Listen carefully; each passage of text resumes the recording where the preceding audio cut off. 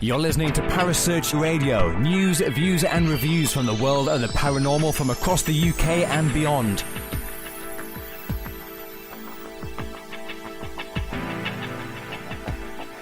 Find us on Facebook, Twitter and the World Wide Web. Parapsychology UK Radio.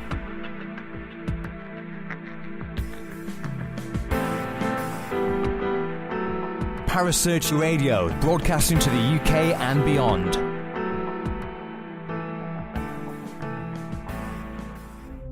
The views and opinions expressed by presenters and guests are their own and do not necessarily reflect the official policy or position of Parapsychology Radio or its affiliates and sponsors. Listener discretion is advised.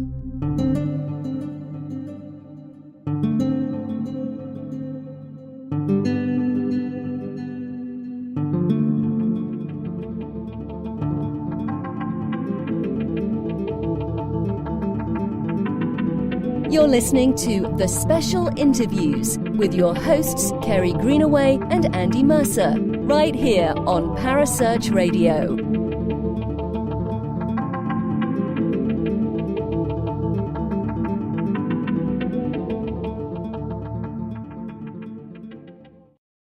Good evening and welcome to a special interview tonight.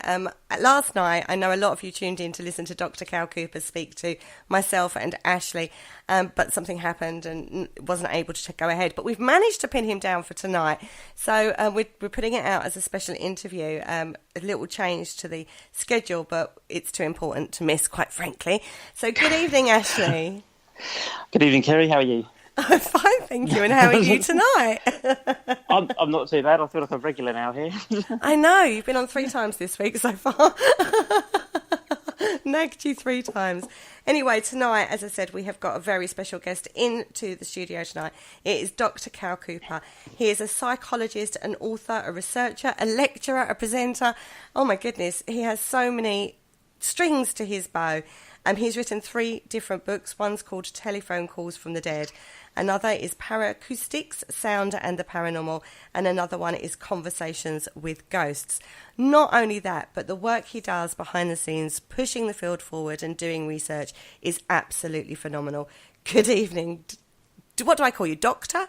Cal? What should I call you? I don't know, you stumbled there. Have you got a nickname for me already? I call you Doctor if you want. if you like. Call me George. I think. Call you George. Yeah. Okay, George. How are you this evening? I just confuse everyone. No, I'm very well. I'm so sorry that things went bad yesterday and I couldn't get on. So I hope anyone that was tuning in to listen got the opportunity to listen to this one. I'm so sorry if that kind of put people off or got them away from their other busy schedules to tune in. So sorry, but I'm here now. You've got me. Any questions you like, away we go.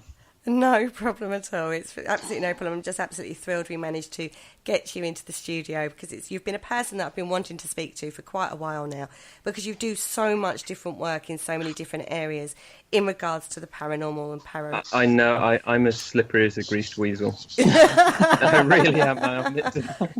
So I wanted to start, and I know that you are more the research side, aren't you? I know you have been out in the field and done investigations, and you have had a few poltergeist kind of experiences, but you've never actually seen a full-bodied apparition or anything like that, have you?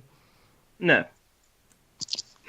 So what keeps you going then in the field? Is it just purely the interest in the psychological side of things, of why people experience this?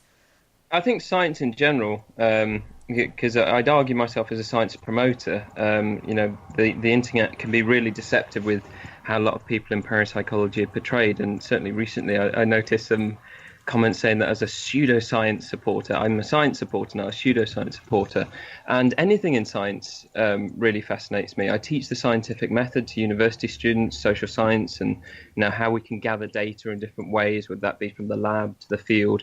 And I'm just interested in anything where we just don't fully understand something, especially where it comes to human behavior. And I just know that it's the most difficult thing to tie down, because we change day to day for a number of reasons, depending on news that we've received, how we've interacted with someone, how we're getting on with our friends and family, our moods. Everything changes day by day. And when it comes to anomalous experiences, they're even more uncharted than our own human psychology. So I think I've always been interested in mystery, and how I accept that, yes, people have been having these experiences for a very, very long time. You can take them back to early civilizations and their documentation of them. So we accept that they've been a natural part of people's lives. They've been incorporated into various religious interpretations as well. But strip that all away and look at the raw phenomenology of all these kinds of experiences people might have, from a precognition to seeing a ghost, and they all remain the same cross-culturally. So I'm fascinated as to how and why are we actually having these experiences. No matter what other publicists say or the scientists say, we generally don't know what's going on. There's no universal explanation. So that's what kind of charges me and keeps me going, trying to actually find out why, and bit by bit doing various studies, having my hands in different pies and trying to figure out what's going on in different areas. The data side of it is incredibly important, as Ashley always goes on at me about data all the time. Mm-hmm. What levels do you do when you're recording data? What sort of things are you looking at that might be different from what we normally do in the field? Well, from going back to the time that I used to spend in haunted locations, all my time collecting data was just as raw as what Harry Price was doing. So for those not familiar with him, Harry Price, the famous ghost hunter of the 1920s and 30s, he was the president of the International Laboratory for Psychical Research, which founded the British Journal of Psychical Research, separate to the SPR, the SPR's Journal of the Society for Psychical Research. Harry Price was associated with the University of London, where he had his Psychical Research Institute Council. And with that, he had a suitcase full of all sorts that he took to haunted locations, but it was really basic when you actually look at what he got. But it was all for raw observation and documentation. I think the best piece of equipment he had in his case were 3 different types of pencils and a notepad. And it was sit, write, document, time, over and over again. Live with the location and just constantly write down your thoughts, impressions, feelings, what you're seeing is happening, what you're feeling, different conventional things you can find, where are drafts coming from, what's the room layout like. Just live and breathe the building and get familiar with it. So that's what I was doing when I was involved in haunted locations. And, that's all really qualitative information. It's all on human experiences, and you can take that away and just compare it to previous accounts. I suppose what I've been doing more so recently with flotation tanks is going back to the laboratory base of parapsychology.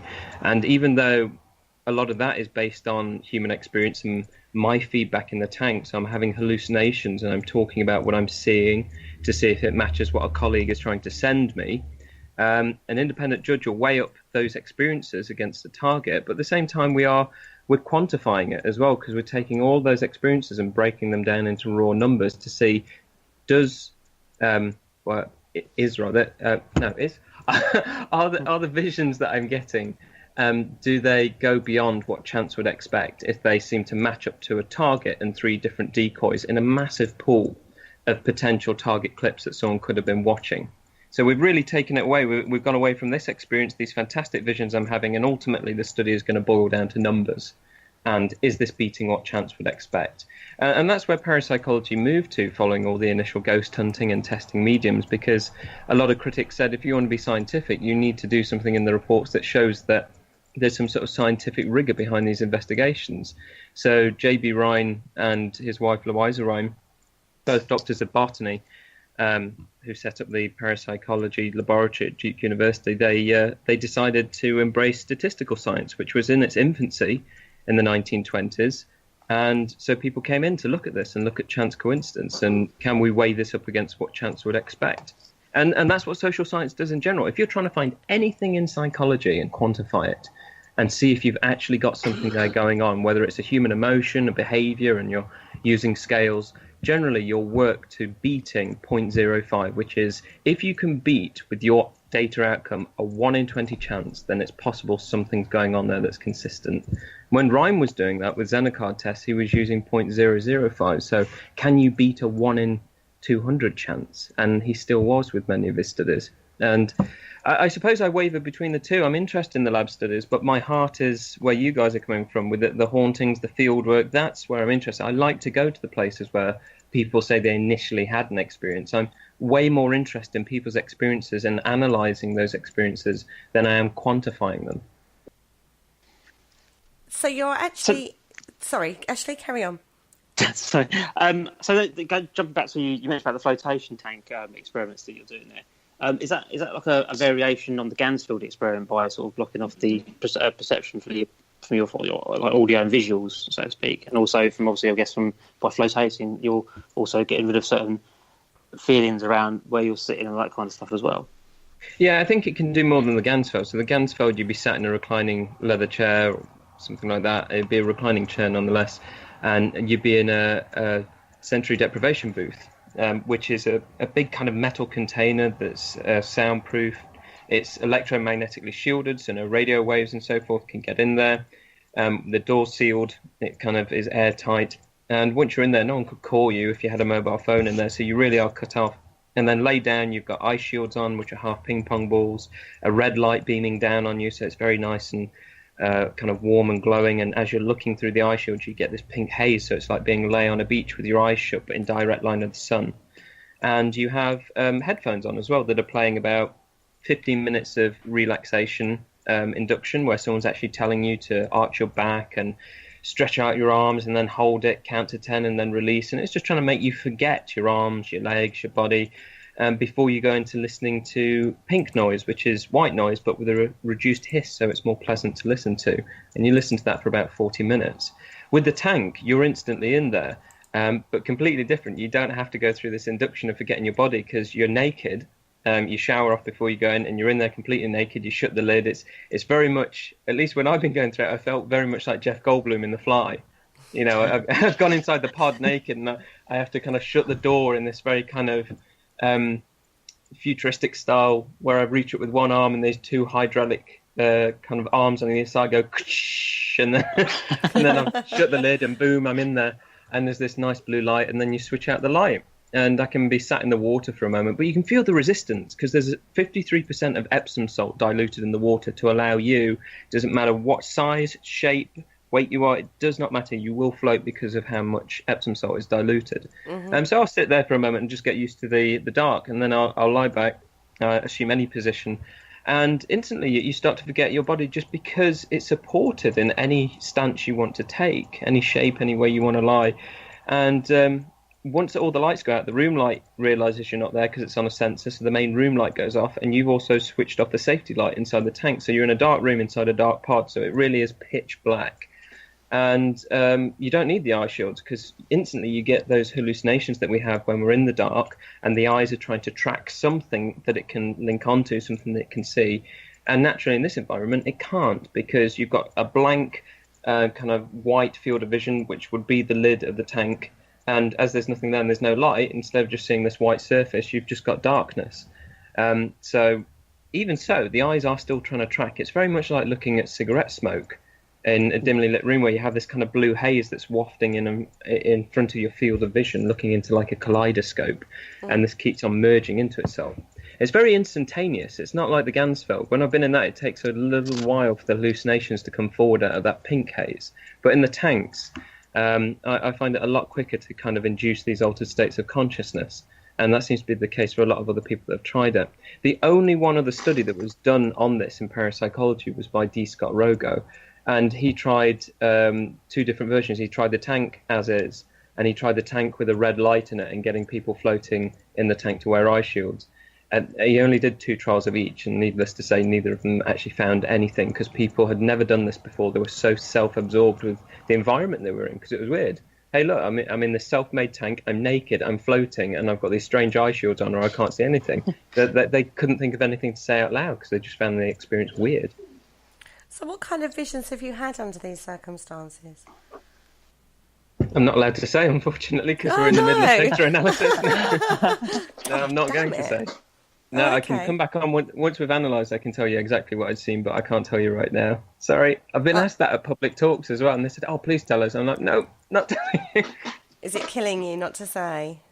Not really. I remember what I saw, and to be really vague, some interesting vision shapes. Some things were just, I believe, completely in my mind. Other things were in front of me. And just like the Gansfeld, you have to be honest, because it could relate to the target. If you see or think something and you think, oh, that's too horrific or that's too rude, I'm not going to put that down, you'll kick yourself if later on you realise it has something to do with the video clip that's being played and someone's trying to send to you. So I've got to admit that at least 2 or 3 of the tank sessions, some of them were really graphic, really, and they must have been going on for at least 20 minutes, half an hour or so. So I'm really fascinated to know what the independent judge that we've got, who had nothing to do with the study, is going to make of my impressions, what I've written down, the drawings that I've done, in comparison to the 4 different clips they'll watch per set of drawings. So they'll watch 4 clips and they'll rank order out of those 4 which one they think is the most likely through to the least likely. So the most likely being what they're perceiving as the most likely target out of what I've put. And then afterwards they'll find out what actually is the target. So we'll then again weigh up the chance coincidence of that. Wow. Sounds fascinating. No, it sounds fascinating. I kind of want to go. No, I've been saying this to loads of people. If you've never tried it, at the least just go. I mean, the guy that I was working with at Calm Water Floatation in Nottingham, we're in the middle of obtaining our own tanks for the university, but I'm working with this guy for another full study because we've had a research grant from the SPR to take this through to a full study, no matter what the pilot study actually finds. And I gave him a little bit of a gift after we finished these 12 trials, because it took a year for us to actually do it, because me and Dr. David Saunders had to find the time to synchronise and make sure that I was free when he was free, to get these 2 hours out of our day to get this done. And even more for me, because I'm to drive into the middle of Nottingham city centre, and it takes just as long to get there as it does to Northampton. Nick, who directs Calm Water Flotation, after I was done, he said, look, I was going to say this anyway, it's got nothing to do with Christmas gifts or anything. He said, have one on the house. And it was like being in a pub where the landlord's just given in. And he said, have one on the house. You've been coming in and you've been focusing so much on your study, and you're coming out with a clipboard and you're trying so hard to remember afterwards what you've seen in there and write it all down. Can you please come in and just have a float session for the sake of having one? And just float with no intention. You're not trying to focus on anything. Just float for an hour and just drift away with your thoughts. So it was really kind of him. So later this week, I'm going back again, but for a flotation with nothing whatsoever. I'm not focusing on anything. It's got nothing to do with studies. It's just floating for the pleasure of floating. So please do it. I've told so many people to go and try the experience. It really is unusual. But in a very good way, they get so many people that naturally go to these float centres to help with insomnia, back pain, anxiety. There were loads of original studies that looked at people trying to quit smoking and using the tank to help them focus. People in business that have got a big meeting coming up or an interview, it helps them focus on the task coming up. They have loads of sports people, a lot of people from Nottingham Forest and the cricket ground as well. They go before big matches coming up to help them focus, and they go for this sensory deprivation, just float for an hour in darkness just to focus on all the tasks coming up and what you've got to do. It's really good for human creativity and kind of self-development. It must just take you out of that moment and just, like the stresses of the day-to-day life. We were talking a little bit before we went on air about the stresses of day-to-day life. And so when you've got complete sensory deprivation going on, it must just feel like you've stepped out of all of that stress and worry and pressure and just stopped. Yeah, it is like you've, in a kind of really morbid sense, it's like you've just walked into a funeral home, and it's like you've got a friend who works there. So I'm just going to spend an hour in a coffin. Don't let anyone know that I'm here. Fine, and they're looking after you. I know that when I'm in there, Nick is at the front desk, and he is the guy in control of the fact that you're in a locked room in the back. And if anything goes wrong, he's your kind of lifeline. Not that anything could. The chances are so slim of something going wrong in those tanks. They have got an emergency alarm in case anything did or anything like that. You're never going to sink or fall to sleep and go under. That's just not going to happen. The worst thing is if you get a bit of salt water in your eye, it just stings a bit, but you just use this spray, plain water spray. But it is like that. Even if you've had a bad morning, you feel in a bad way, you feel a bit negative when you wake up, or whatever conversations you've had in the morning, even though you think, well, I am going to think about that consciously in the tank, it doesn't seem so bad, because you start to think through it constructively, and loads of other thoughts pop in that you probably outside of the tank wouldn't think about, because they're probably mixed with the visions that you're seeing as well, and your brain's trying to grasp all kinds of things. It's hungry for sensory input that it's not getting, and because it's not getting that, all it's left with are either its own thoughts that you're churning over and then actually focusing so much on developing them for your own better, because the brain only wants a positive outcome. It won't focus on negativity to make you negative or ill. It is trying to sort things out for you, but at the same time, I did say, it's left with its own input. Is it? Or are these hallucinations that we're getting actually outside input, and we're actually focusing more on our ESP, our extrasensory perception abilities, and that's what's coming to the forefront because we've shut everything else out. And that's what John Lilly, who developed the tank, questioned about these hallucinations in the tank.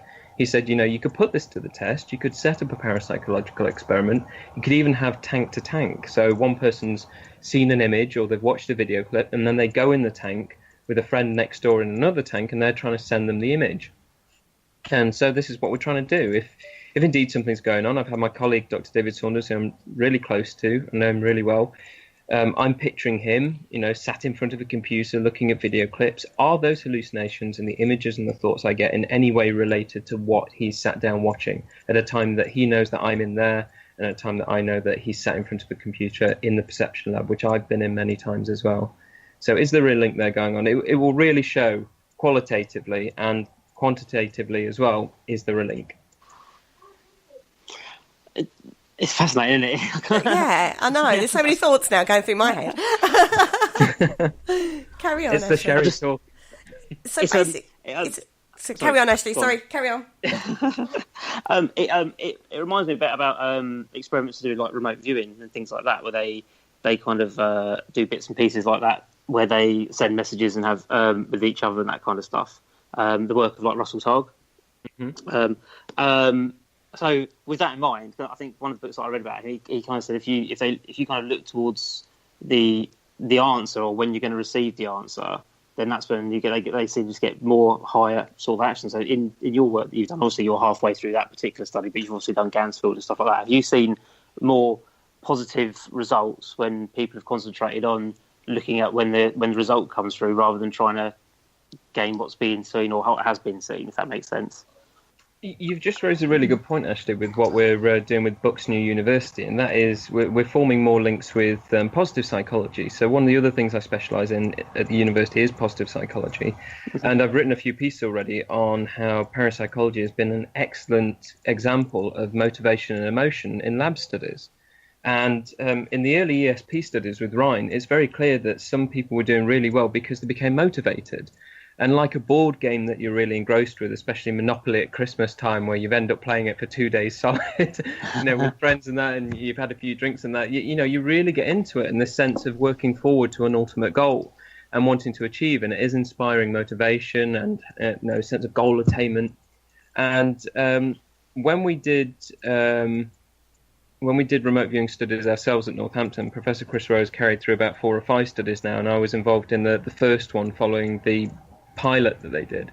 So I was involved in the first major study as a researcher, and within that we were using an early form of Google Maps. So after someone had completed a trial and the computer had jumbled up a series of potential locations worldwide that weren't even necessarily famous landmarks, when the study was done, the computer then selected the target. So it was another way of making sure that none of us were cheating. No one could ever say that we already knew the target and were telling the participant where they were going. We didn't know. The computer selected afterwards. So not only were they trying to do a task of remote viewing, they were remote viewing something that hadn't even been selected yet. So the target was precognitive. It was a future intention. It was going to happen. But that doesn't mean to say the target doesn't exist. It is in the world somewhere. You can't take away Niagara Falls or the pyramids. They're just there. And national forests and all sorts like that. They're there. They're not going to disappear within an hour's time, no matter what dramatic things could happen. And so afterwards they go and look at the Google Docs, and that really helped them because we took people off the street. We're not testing psychics here. We're just testing a general population, bringing them in and say, would you like to have a go? And then they're sent through the Ganzfeld. We altered their state of conscious awareness and give them a go. And we compared that against the military methods that Major Paul Smith had applied. At certain stages of making the military use ideograms and focus on map coordinates, grid references. And it did give them a sense of motivation and goal attainment, because afterwards they knew that they get to see whatever it is they were trying to draw or figure out. For some people, the concept of, okay, I've just taken you from the university canteen. Can you come and sit with me in a dark room for an hour? And I'm just going to show you something. And it was bizarre for some people. And then when you actually sat down and explained, look, there are loads of locations throughout the world, but we want to see if I can get you to identify one of them that a computer is going to know about, is going to select afterwards. And I want you to see if you can actually go there. And so we'll use this technique, and then we'll use this technique. And we jumbled up whether we're going to do Ganzfeld first or the military technique. And once they'd done one, and they clearly got the object of what they're trying to do, they'd have a bit of a break, and then they'd come back and they'd do the next one. And as you say, yeah, the motivation was there. They were working towards something. It helped them when they saw the target afterwards. Not that counted towards any of the judging. Again, these went off to an independent judge to decide whether there was anything going on. But the fact that they knew that they were trying to achieve something and they got to see it afterwards and interact, they felt really positive and like they had actually achieved something. Because even if you thought, that didn't really relate at all what they were saying and what I'm seeing now on Google Maps, they still found stuff. They said, well, look at that road there. It looks really sandy. And I mentioned sand and dirt tracks and stuff like that. So they were selecting. That's important for them. They're selecting elements to see, well, there was sense in what I was saying. And the independent judge might do that as well. We don't know how the independent judge is going to work, but they will look for individual elements of the scene, because it might not just be that we expect them in the remote viewing session to say, I'm at the Statue of Liberty, and lo and behold, it's the Statue of Liberty. That's way too specific. They could say, well, I'm seeing there's a lot of metal. It's a high metal structure. It's sort of green or grey, and I think there's water nearby. But I'm getting spikes. There's spikes to the. It could be as vague as that. That would be a nice hit for the Statue of Liberty. That's what we'd expect. So you don't expect them to say it outright. And those are the kinds of relationships they were forming as well. My goodness. Is all I can say. That's absolutely This is the kind of work that's being done behind the scenes that we don't really get to see about. We know about it because, we hear conspiracy theories and stuff like that. I mean, all of these things are sort of like floating around. These ideas and theories are floating around. But to know that work is still going on in this way is absolutely fascinating, because we don't really get to hear about this. Yeah, absolutely. I wish that this kind of stuff had more of a platform on mainstream TV, because we've got so many public, and I say in quotation marks, public scientists on the telly, and they're used as the generic term of scientists, that just flout loads of crap. And they know their own field well, fantastic, but stick to your own field. The fact that they're used as presenters for other science shows, and they're handed a script, and in worst cases, they're on debating panels or popular radio shows, and they just say what they like about other fields. It's so damaging. I wouldn't dare go on any kind of radio show or TV show and talk about medical science. I wouldn't go on and talk about astrophysics. I wouldn't go on and talk about biology. I'm none of them. I'm a psychologist, so I'll stick to psychology and what I know within the field of psychology as well. Because if I'm asked a question about psychology or perhaps neuroscience and I've got nothing to do with it, I'll say I don't know. It's not my field, and I wouldn't like to hazard a guess and get it wrong, because then people say, oh, you know nothing, you were spouting about this. And so it's dangerous. And I think there's a bit of a moral panic going on that, whoever's in control of different forms of media output just don't want the truth to be put out about what's going on in parapsychology. You can see that from Wikipedia. That doesn't talk about the truth behind the findings. You try and edit them to actually have the correct information, and it will get changed back within 5 minutes. If you want the actual truth, go and read the journals, go and read the books, speak to the people doing it. It doesn't stop it being out there. The government are more than happy to take advantage of the findings that we have. It's all behind the scenes. Anything in the forefront just gets completely hushed and pushed under the carpet. But at least more students every year are starting to see this. We get so many students, and this applies to about all the dozen universities throughout the UK that taught modular parapsychology. And then there's another dozen that have staff that could do research degrees. So they could take you on to do a Master's of Philosophy or some form of doctoral thesis in parapsychology. So there's a lot of universities in the UK interested. But those students there, we are saying, you've come in with these prior conceptions, you've used the internet a lot, you watch the TV a lot, and some of them come in really cynical because of listening to some of these people. I was about to cough one of their names then. That'd be very good. Yeah, I'm sure you know who I'm thinking about. That they come in being big fans of those people, and then after they've sat through 20 lectures with us and 10 seminars, they realise that they're just being fed such crap. Because I say, that what they've ended up as being is the fourth-hand statement. And all they're saying is their own opinion. They're not basing it on anything. There's no evidence. If you really want to bring something down, go back to the first-hand source. Go to that original research paper you think is crap and say why it's crap. But they don't. Everything is accepted on the basis of a popular scientist's voice on a media platform. And it's dangerous because it deludes so many members of the public that they know what's going on. They're a scientist. They've been labelled as professor. So they know exactly what they're talking about. And I'm just so glad that we get these students that come in that are so cynical, but at the same time we can see they're very bright. And sometimes those are the ones that I just think, these are brilliant. You get halfway through the term, just before Christmas, and they're coming to meetings with you. And they're not looking at you in a weird way in lectures anymore. And they're actually saying, you know what?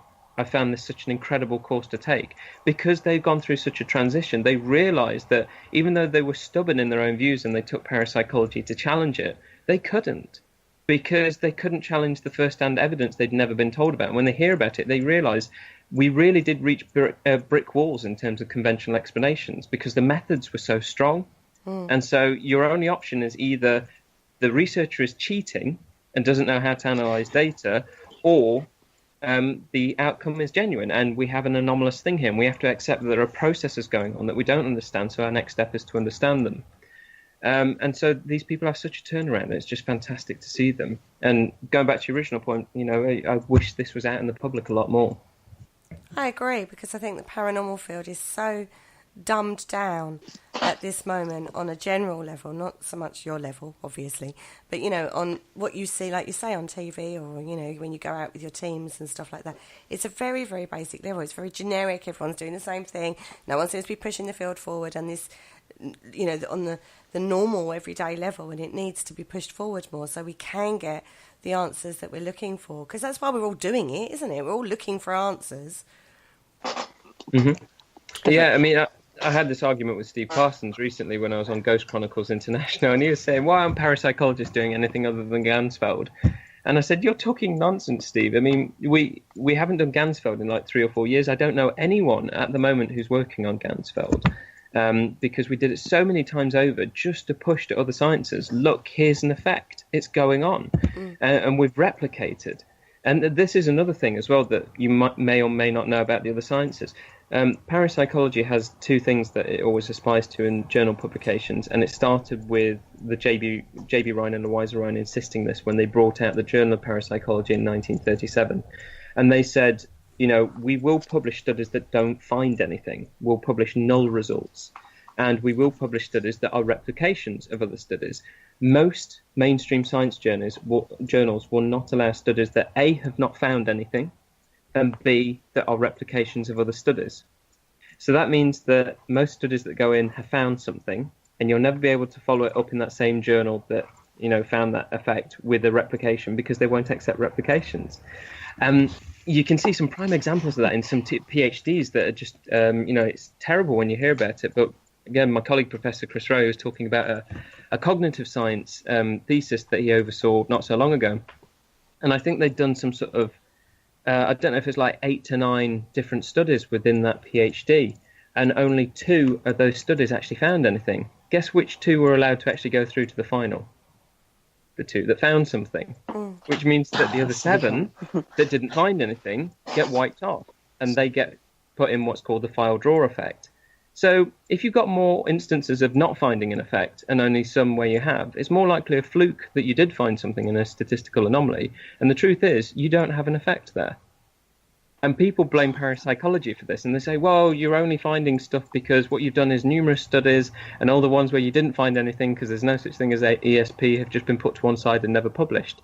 It's not the case, because parapsychology publishes the papers. I heard Professor Caroline Watt talking about this recently when she came to Northampton. I got Skyped in, and she was talking about looking at effects for certain parapsychology studies, even when she sought out those that weren't published. And I didn't quite agree with her definition of not being published, because the ones that she said she found and weren't published, but she still included them in the analysis, were ones where they'd been presented as conference papers.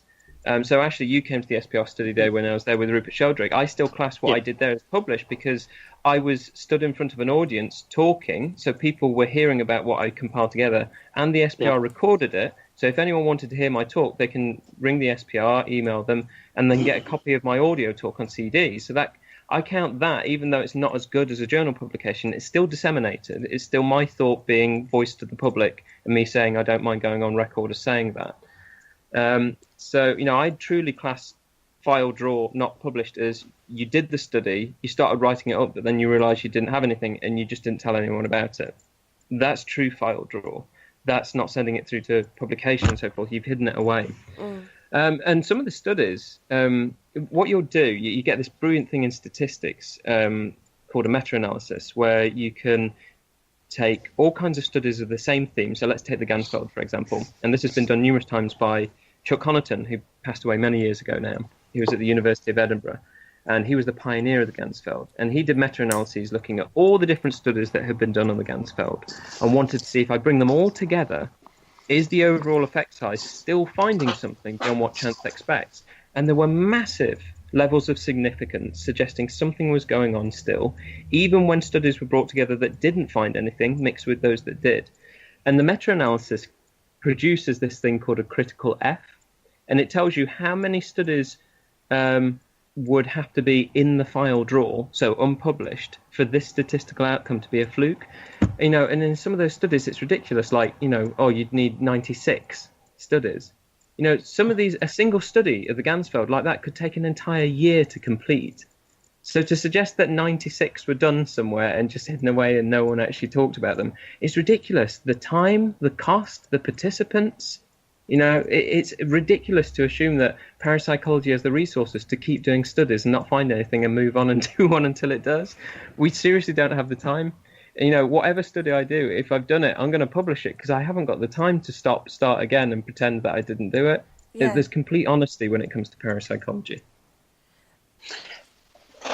So those studies that don't find anything, so to speak, are they? When you're saying about meta-analysis, because obviously one of the other talkers at the SPR that you mentioned a minute ago also done a meta-analysis, didn't she, of other bits and pieces? So Dr. Charmaine Sonics. That's right. That's it. That's the one. Yeah.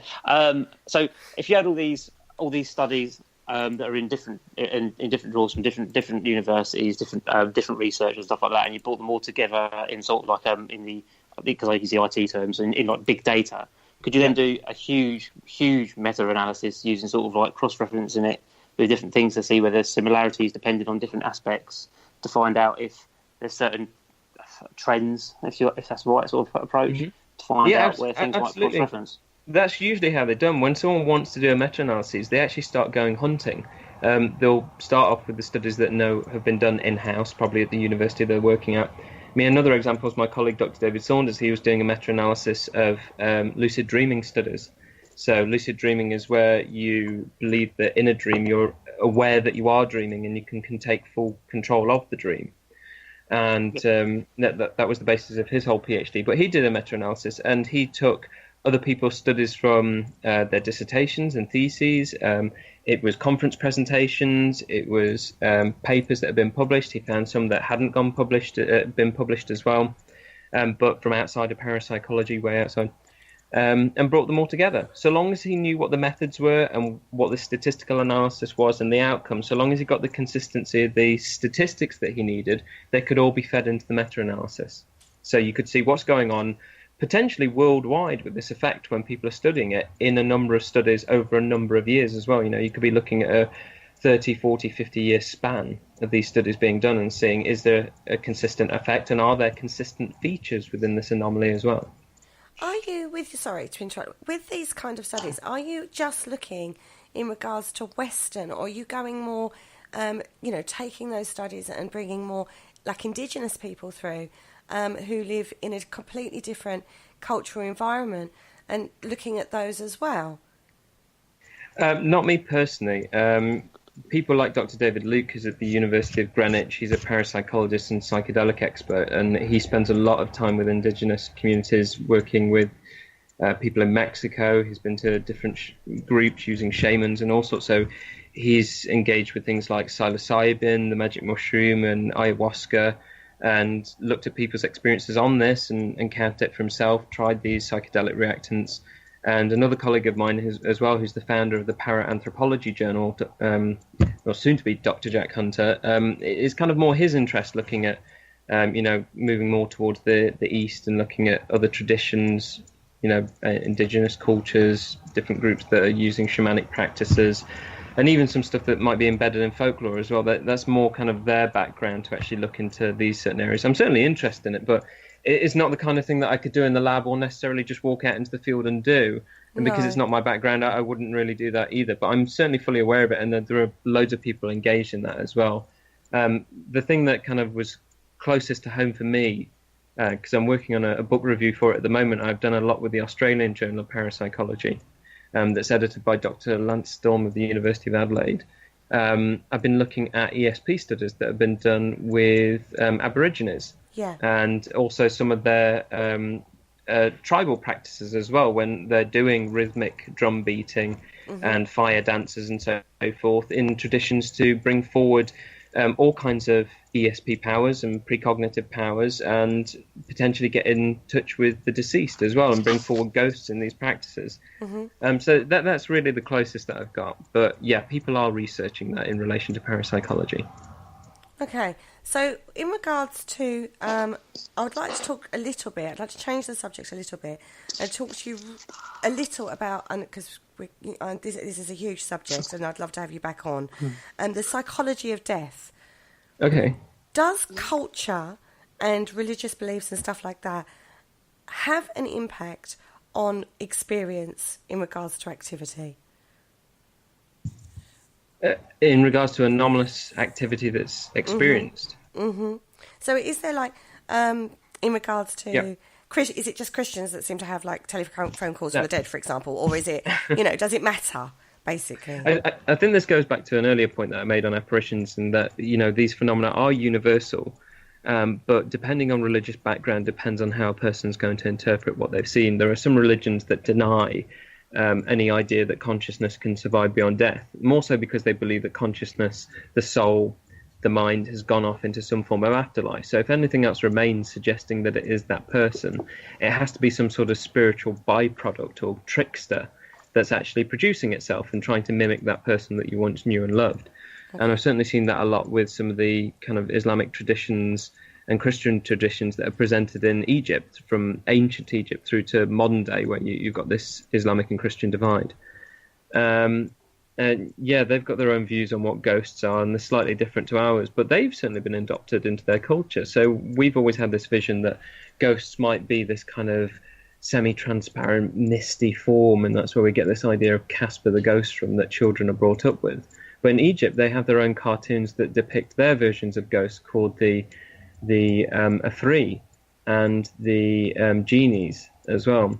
And the Afri are really unusual. They're meant to occur on a particular place where someone has died and their blood has been spilt on the ground, so a car accident, something like that. And if you walk on the ground where that person has died and disturb the earth where the blood has settled, you release the Afri. And the Afri is a ghost that looks exactly like that person. The closer you get to it, it starts to double in size. And some reports say that it grows as big as a house. And it makes a noise going toot, toot, toot, toot, toot as it starts to grow. I don't know if it's as like angelic as that, if that was an angelic sound, but it's this, the way it's always spelled out is T-O-T-O-T-O-T-O. And it grows inside. And loads of people have claimed that they've seen this and it's terrified them, and they've run away before seeing what it could actually do. But so the scriptures and kind of religious ideologies around them say if you got close enough to the Afri when it's doing that, it would bend over and crush you to death. and, try and take the life out of you. And so much so this has been adopted into children's cartoons over there. They have the Ifrit, but it's not like Casper the Friendly Ghost. It's this creature that releases itself from the ground that looks like a person but grows in size and could be dangerous if you got too close.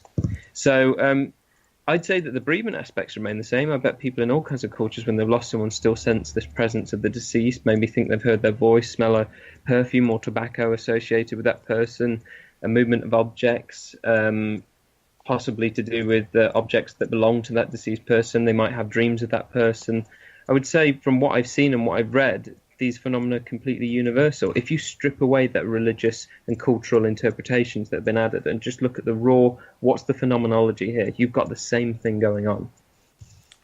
Oh, that's interesting.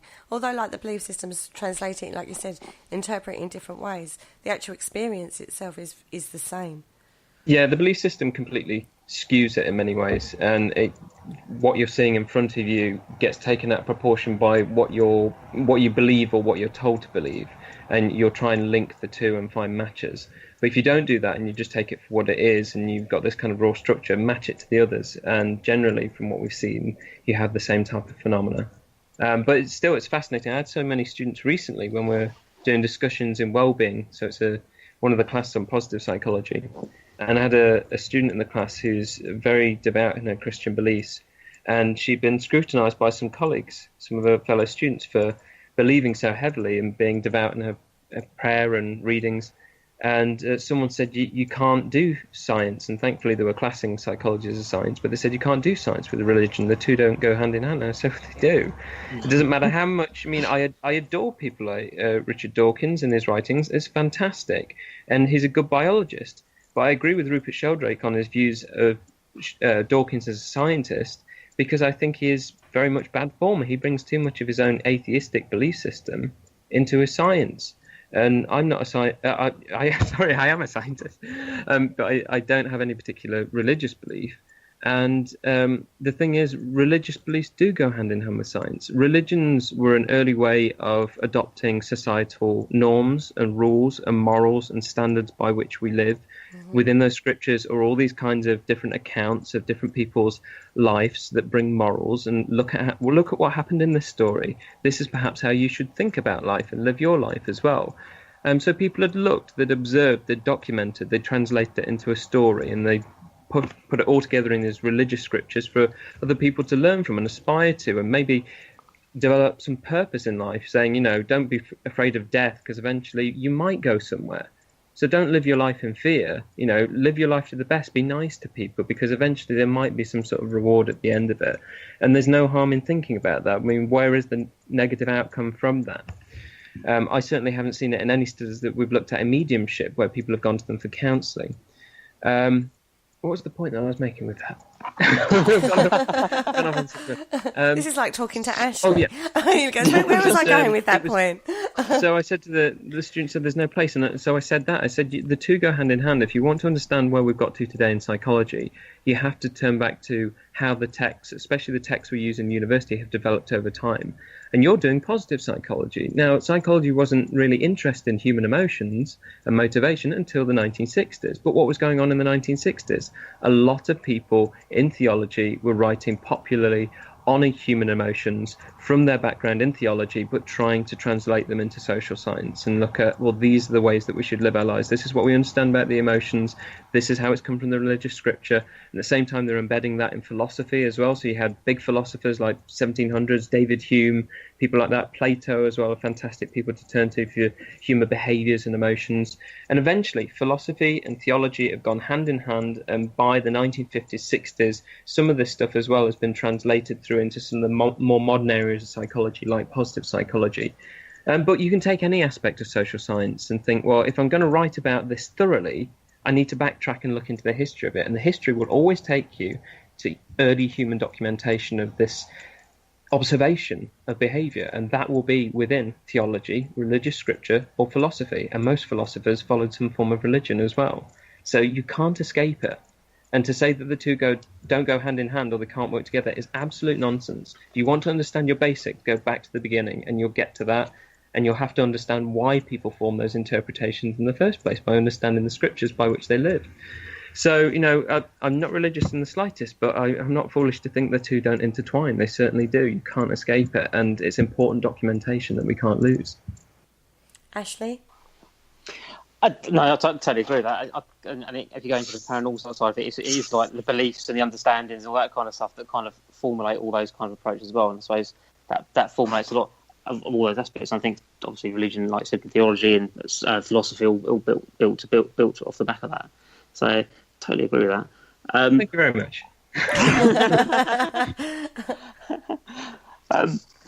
What we've got 10 minutes left. Yeah, we've got 10 minutes. Do some Christmas themed questions. Go on. just talk about Christmas in general. Well, we are only a week away now from Christmas, aren't we?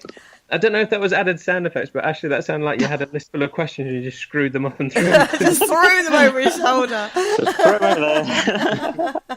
Christmas themed questions. Okay, so what did you want for Christmas, Cal? Oh, sorry, George. You know what? Don't you think that's come around too quickly? It feels this year very much like more than most that you're scrambling around to just find something for the sake of finding it. Yes, it sounds terrible so. to say, doesn't it? It does, very much so. Everyone's got what they need. At least everyone I know's got what they need. Well, then you live in a very lovely world. Because if you talk to my 13-year-old, there is a huge list of things that he needs.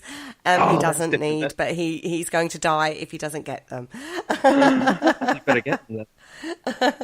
Oh, trust me, Santa Claus is very skint this year. Anyway, talking then Christmas. We were talking before we came on air about ghosts at Christmas. Mm-hmm. And that it's not really a thing. It is a thing. I burst my bubble completely. I mean, before I even mentioned that, what are the first things that come to mind for both of you when I say Christmas? Would ghosts actually be up there before I even mentioned the whole issue? Well, I'm expecting you get the Christmas Carol, wouldn't it?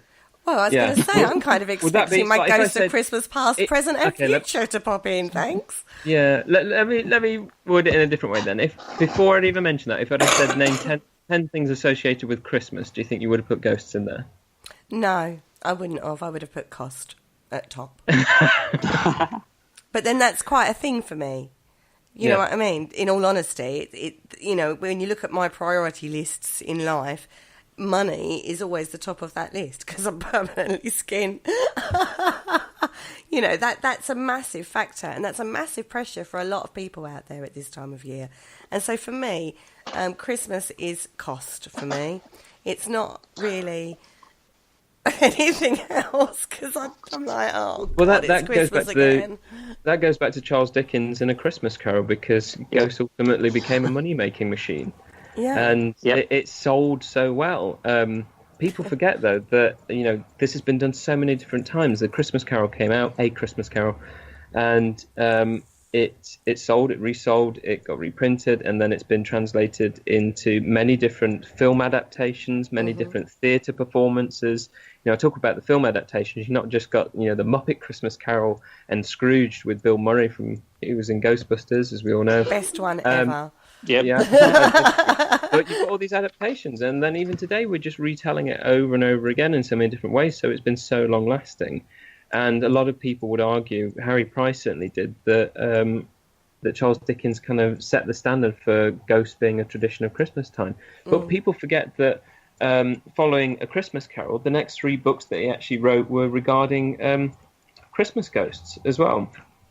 So ultimately, he ended up writing 3 books that became part of a trilogy. So after he did A Christmas Carol, he wrote the book The Chimes, a goblin story of some bells that rang an old year out and the new year in. And then after that, he did The Haunted Man and the Ghost's Bargain, a fancy for Christmas time.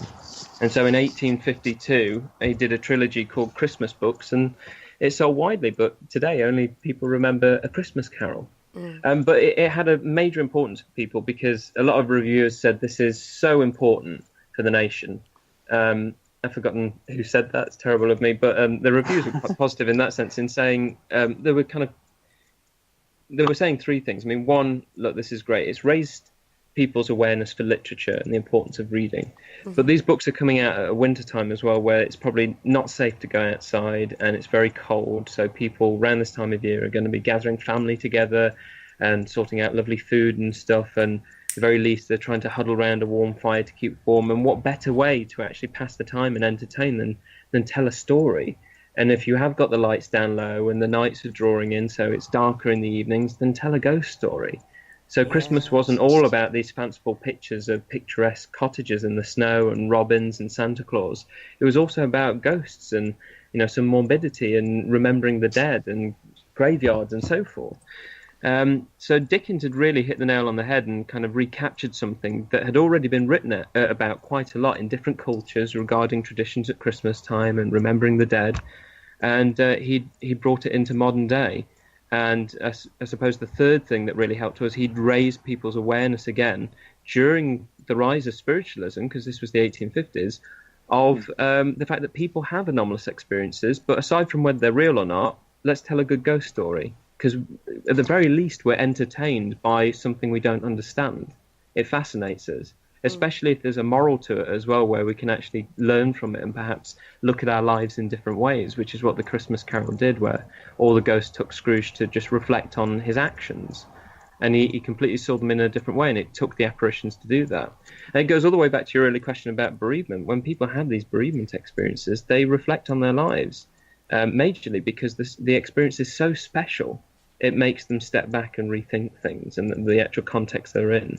But it does speed up the bereavement process as well. But that's the going back to Christmas ghosts. That really is where it seemed to start and stop. I've been asked quite a lot over the past couple of weeks. What are Christmas ghosts? When do they happen? Where do they occur? As far as I'm aware, there might be particular haunted locations that claim on Christmas Eve or on Christmas Day this, and this happens. But for me, that just sounds very coincidental. It's not as though the ghost appears and it's got, sleigh bells on it or a Santa's hat on. There's nothing Christmassy about it. It seems like a haunting like any other. It just so happens to fall around the Christmas period. But there are so many other kind of traditional ghosts that might fall around other periods of the year. And, they're bound to fall within 1 month. It just so happens to be Christmas. So I've been quite disappointed, really, when I've looked at different accounts recently of Christmas ghosts, and they're just tales of people doing an investigation at that time of year or seeing a ghost at that time of year. There's no clear Christmas link besides the date, and that really is it. It's sad, really, to end on that point, but I think it's great to try and keep the tradition alive, to actually retell A Christmas Carol and the other two books that Dickens did as well to people. But since then, there have been loads of books. If you search on Amazon for, Christmas ghosts, you will find loads of stories that have been purposefully written for Christmas time.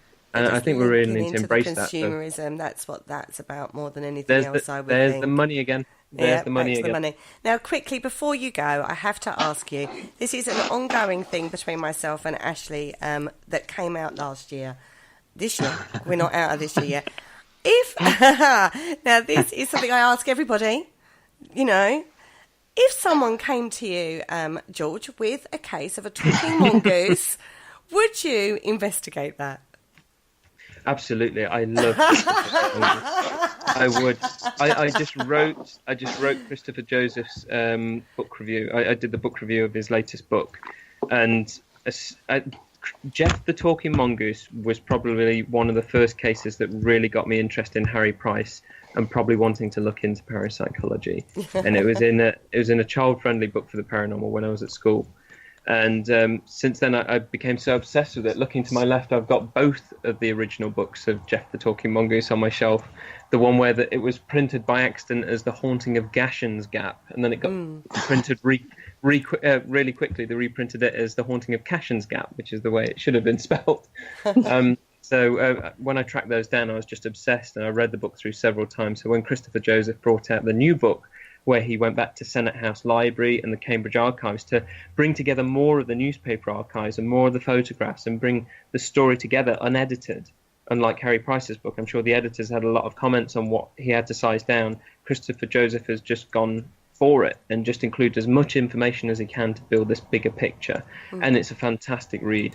I'm still in two minds. The evidence, 50% says no, 50% of the witnesses say they never saw anything, and they doubted what the witnesses were saying, the Irving family, and the other 50% believe that they saw it or heard Jeff or found some evidence, and it led them to really change their mind so much while being on the Isle of Man and in Dalish Kashan. So if that's the case, and some of these people seem to be very well-respected individuals of their time, I'm kind of really lost as to what Jeff could have been. But the final point he makes is really important about tulpas, tulpamancy and pukas, which Professor Adrian Parker spoke about recently at the SPR conference, and that sometimes we can self-generate invisible friends. You have your imaginary friend that kids have, but there have been numerous accounts on record of people generating these things and being so real that some other people could see them as well. Yeah. So maybe that's what Jeff was. Maybe that is. And on that note, we're going to let you go because we know that you've got another appointment, should we say. Thank you so much for joining us tonight. It's been absolutely fascinating listening to you talk. I'd love to have you back on in the new year to talk some more to you. But I really, really appreciate you taking time out of your schedule to talk to me tonight. So thank you so much.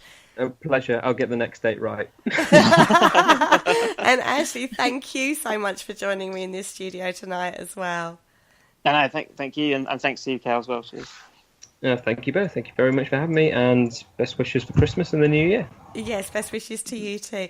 Now, guys, if you're listening, refresh your page because we're going to be playing the encore show in just a moment. But on that note, for now, we bid you farewell. Good evening. Thank you for listening. Don't forget to join us for more shows throughout the week. Find us on Facebook, Twitter, and the World Wide Web to keep up to date with all the shows right here on Parasearch Radio.